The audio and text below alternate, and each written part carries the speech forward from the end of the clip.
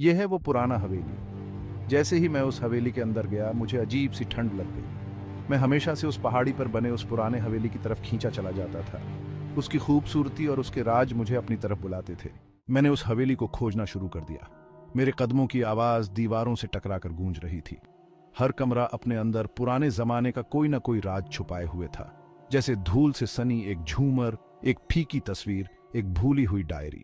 लेकिन सबसे बड़ा सरप्राइज तो मुझे अटारी में मिला। कमरे के बीचों बीच एक संदूक रखा था जिस पर जंग लगे ताले थे और कुछ अजीब से निशान बने हुए थे। जैसे ही मैंने उस संदूक का ढक्कन उठाया, मुझे अपने कान में एक फुसफुसाहट सुनाई दी। उस संदूक के अंदर मुझे कुछ चिट्ठियां मिली जो एक घिसी हुई रिबन से बंधी हुई थी। जैसे ही मैंने उन्हें खोला, अटारी में एक ठंडी हवा चली और सारी बत्तियां बुझ गईं। मैंने जल्दी से अपना टॉर्च निकाला और चिट्ठियां पढ़ने लगा। लेकिन आखिरी चिट्ठी पढ़कर तो मेरे तो होश ही उड़ गए। वो तुम्हारे पीछे आ रहे हैं। अचानक फुसफुसाहटें और तेज हो गईं और शब्द साफ सुनाई देने लगे।